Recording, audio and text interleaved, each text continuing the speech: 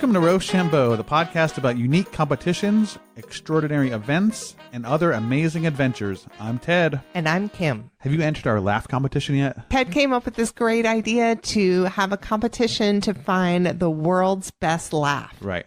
It's going to be hard to find because there's a lot of good ones out there. Really, it's just an excuse to have a laugh line. You can call us at 470-705-0372 and give us your best laugh, and we're going to give you a prize. Yep. More information for you at rochambeaupodcast.com/laugh. Yes. It would have been cool if that number spelled laugh, but I don't think it does. Yeah, we don't have the finances for that. We should see if it spells anything, right, just in case. That would be kind of cool. So as you guys know, we are mixing up our format a little bit, and now and then we'll still do interviews, but we're also going to tell each other stories. And today I have a story for you. Oh, you do? I do. This is my lucky week. It is. All right. So today I'm going to tell you about the Nakazumu Festival. Okay. That translates Sumo of Tears, but it's also best known as Japan's Crying Baby Festival.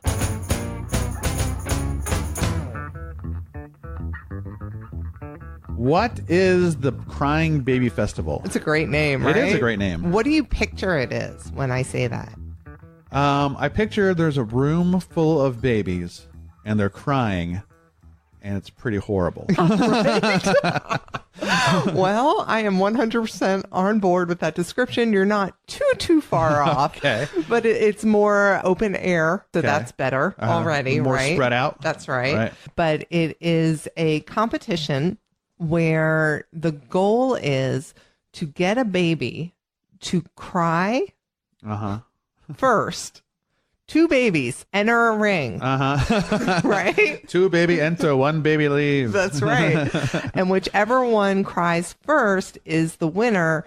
And if they both cry at the same time, whichever one cries loudest. Okay. All right? It's like a cry off. Exactly. But I haven't told you the best part yet. Okay. All right. So these babies are not crawling. So the babies won't crawl in there. The babies are not going to crawl up on the stage themselves. Okay. Each baby is held by a giant sumo wrestler, right? So now this mental image is changing, right? We're no longer in a small room with a room full of babies. Right. We're in an open arena area. We have a stage, and we have two giant sumo wrestlers, each one holding a baby under 1 year old. Okay, under 1 year old. Under 1 year old. Facing each other and then holding the baby upward to the sky and trying to get that baby to cry. Right? So they're in sumo gear. Yep. Traditional sumo wear. Exactly. Right. Which oddly I'm wearing today.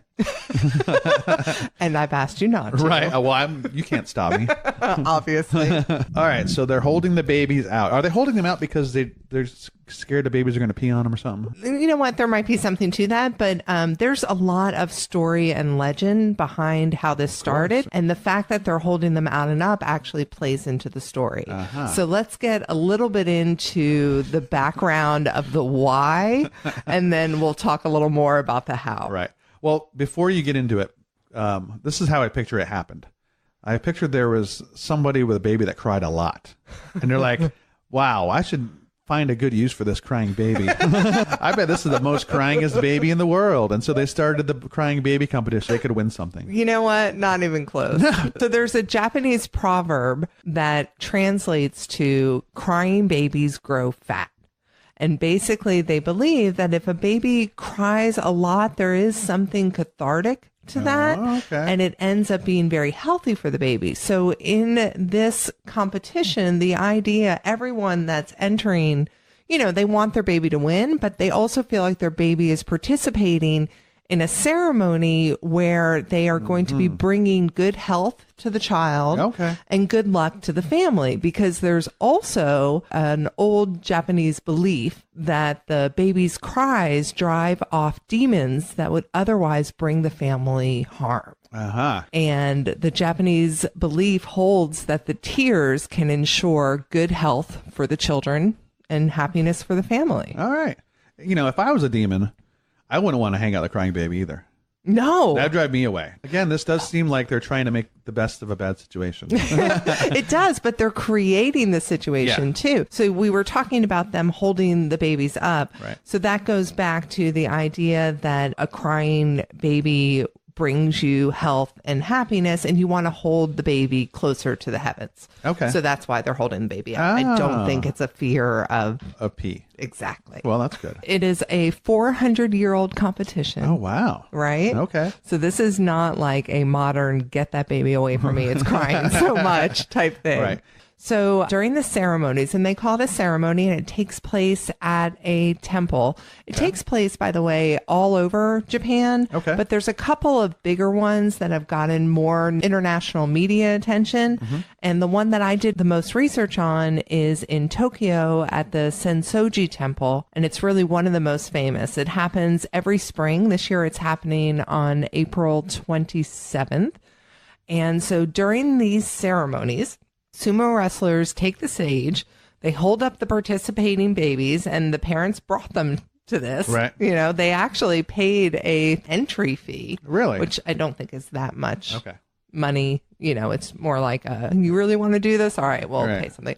I've always believed, by the way, that people will take something and pay $1 for it more than they will something for free, because there's this implied value. There's a little bit of sacrifice in there. And it commits you more to it. But anyways, that's not science. That's just a personal belief. Anyways, so the parents bring them to this event. The sumo wrestlers hold them up on stage and try to get them to start crying. Do the sumo wrestlers get to choose their baby? They do not get to choose their baby because we're running through like a baby off. So it's the same two sumo wrestlers the whole time up on stage, being handed baby after baby after baby, right? Okay. And there's a referee in the middle. There's not a flow of sumo wrestlers. Not a flow of sumo wrestlers, just two. Okay. And among the techniques used, because not every baby's going to cry. Sometimes the referee will put on a scary mask. Like if you have a baby that's just not crying, sometimes the referee will put on a scary mask to see if it'll freak them out. But most often, they get the crowd to start yelling, cry, cry, cry. Of course. That reminds me of when I see an animal, like I yell out its name. Like dog, squirrel. Yeah. Yeah. And when I was in India, we were kind of attacked by monkeys. Oh my gosh. Yeah, we were harassed by a monkey. All right. And I kept yelling at him, monkey, monkey. And he was like, yeah, dude. Yeah, it's like, I'm a monkey. Yeah. Yeah. So, cry, cry. Cry, cry, cry. Yeah. It's very, very straightforward. Right. So the sumo guys, they just hold. They don't do any shaking or poking or... There is pride for the sumo wrestler to be the one holding the baby that they get to cry first. So they are definitely actively trying to make these babies cry. But no shaking. I don't think that's healthy. Right. Yeah, and this whole thing is about a healthy Don't shake the baby. No shaking babies. No shaking the baby. Speaking of the sumo wrestlers, do you know how much an average sumo wrestler weighs? What do you think? I would say in pounds. Okay. Because I don't know kilometers. Yeah. Or kilograms. I would say 250 pounds. Nope. Closer to 330 to Really? 400. Wow. Isn't that amazing? Those are big dudes. Yeah. And they're athletic dudes. It's a totally different form of athleticism. Right. Are they tall? I think so. Okay. I mean, full disclosure, Ted knows, you might not know, I am 6'1". You are? Oh my gosh. So as a really tall woman, sometimes I'm not the best judge of what's tall and what's not, but I've been to Japan, did a smidge of traveling, and I did find them to be shorter as a people in general than Americans are, for sure. So when I look at sumo wrestlers in these pictures with these babies, they look like some of the tallest Japanese people I've seen, but I'm not measuring them.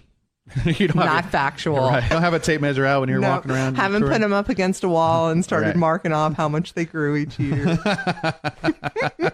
That's what we do in America. It is what we do. So that's pretty cool. Yeah. It's a neat one, right? Yeah. Thanks, Japan, for keeping it weird. And I want to thank Danette Hazer for suggesting this festival / competition for us. And please don't forget, guys, feel free to send us stuff. We love looking into it. And this was a wonderful suggestion. Yeah, please send us the cool things near you or cool things you've heard of. rochambeaupodcast@gmail.com. So this whole thing about the crying babies in Japan got me thinking more about crying babies in general. Oh, right. Okay. And so, we were making jokes as we first started talking about it, like, oh, that sounds like a nightmare, all these crying babies, blah, blah, blah. But did you know that in general, in America, we are much more tolerant of crying babies than some other cultures are? Oh, really? We're probably a lot less tolerant than some other cultures still. Okay. But specifically in comparison to Japan, because when I was researching more about the Crying Baby Festival, I came across some news stories about Japan making a push to stop the stigma against crying babies. Oh, really? Yes. How about that? Indeed. So broadly speaking, Japan tends to be more intolerant of crying children than most other cultures. Okay. Which sounds amazingly counterintuitive compared to the competition we were just talking about. Right. But in everyday life, and I do remember that from traveling Japan, is that it was such a modest culture and quieter and so respectful of people's spaces and sounds. Right. You don't want to be disturbing to other people. You don't want to do something that puts somebody else out. And so in that sense, it kind of makes sense that they've been in general more intolerant of crying children. And the government has struggled to open enough daycare centers because in some places, residents in Japan have blocked daycare centers from being open because they're worried about the noise levels.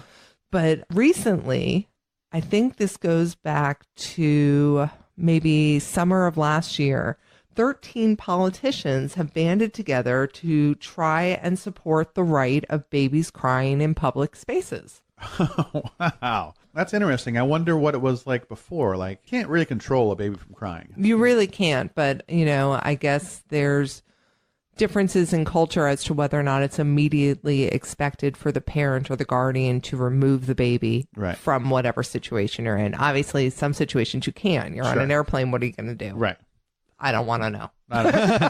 You hold it up above your head, closer to heaven. That's right, closer to heaven. We're having a competition now. Let those tears bring you some help. That's right. So a few years ago, a group of Japanese women started a grassroots campaign called the We Love Babies Project. Right? And it encouraged Japanese people to wear stickers bearing the words Naitimo iyo. Okay. Hopefully. Guys, I feel like I have to say this every time, but in general, in my entire life, please forgive me from butchering everybody else's language. I'm terrible at it, but I promise you I try. That translates directly to it's okay to cry. So they started this We Love Babies project. They got people to wear these stickers saying it's okay to cry, to try to, reassure moms that there are people out there, especially in Japan, that are like, hey, it's okay. We understand this is just a baby and it's going to happen. And then as of last summer, 13 Japanese politicians pled their support of that campaign, solidifying a wide government shift. Haven't they also changed their birth laws? They're allowing more children? Ted, you are so right about that. So there's a specific explanation as to why Japanese culture has had a particular distaste for crying babies. Because of the country's declining birth rate, the sounds tend to be more unusual than they are here. So okay. Or in countries where the birth rate isn't declining as much. Did you know that only 946,060 babies were born in Japan in 2017? I did not know that specific fact. All right. And so that number means nothing to me, right? It means nothing to you. It means nothing to anyone. But this comparison really does. So 946,060 babies in 2017. That is the lowest number since 1899. Ooh, wow. So that's super interesting, right? We're learning a lot about babies today. If you are out there with a baby right now, hold the baby to the radio and make it cry. Aren't you happy that we're doing a laugh competition? Yes. And not a hold your baby to the telephone and cry into the phone competition? One last little thought about crying babies. Right. We support them. It's okay to cry. It's okay to cry. Right. I do it all the time. My gosh. Anyways, one last thought about crying babies. I don't have this fact in front of me, so you guys are welcome to write in and tell me, gosh, you have that all wrong. But I heard once. I like where this is going. I heard once that somebody once told somebody that they had read something on the internet. Oh. And they told me that cats, when they meow and cry, they are mimicking crying babies, because over the course of evolution, they have seen that they get more of a reaction from humans with those sounds. Really? Once again, somebody told somebody who looked it up on the web once, who told somebody else. Right. And then I read it in Skywrite. You're the cat person, so you would know better than I. I am a cat person. Yeah. Thank you for not calling me a crazy cat lady. No. I'm a cat person. I don't think cats care. They're out there trying to make you pay more attention. Like, screw you. I saw a magnet when I was in New Mexico that said, if cats could talk, they wouldn't. Right. I believe that to be true. Me too. Me too. So anyways, to wrap it up, that is Japan's Crying Baby Festival with a little bit of extra info for you. Yeah. Thank you for that story, Kim. That was great. You're welcome.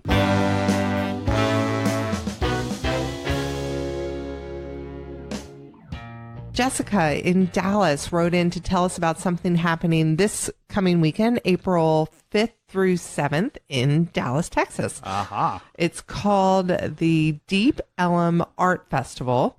And this is actually their 25th anniversary. It's in the Dallas Entertainment District called Deep Ellum. And that whole area becomes transformed into an enormous street festival. They have visual artists. They have bands. They probably have a lot of delicious concessions. Sure. And it just sounds like a really great time. And Jessica, thank you so much for taking the time to reach out to us and tell us about it. We've got it on our calendar now. And also closer to us here in Atlanta is the Sherlock Holmes Con, or 221B Con. What does 221 stand for? That's where he lives. And that's in Atlanta, April 5th to the 7th. It's going to be at the Atlanta Airport Marriott. Very, very cool. And guys, these are just a couple things going on this weekend. Obviously, if you try hard enough every weekend, every day, you can find something amazing and new to do. And we highly, highly encourage you, because the world is a big, beautiful, and sometimes strange place. And we want to hear all about it. So please let us know what's happening in your neck of the woods or something cool you heard of. Hit us up on rochambeaupodcast@gmail.com or on our Facebook or Instagram. We want to thank Cadillac Jones for the music for this episode and all our episodes. They're awesome. If you get a chance to see them, go check them out. And when you have a second, if you've enjoyed the podcast, please subscribe, and new episodes will come directly to your magical listening device, sometimes known as a cell phone, sometimes something else. Who can say? Who knows? But subscribing is definitely something we would encourage you to do. Right. It helps us, it helps you, and it keeps the baby from crying. Until next time, people. Goodbye.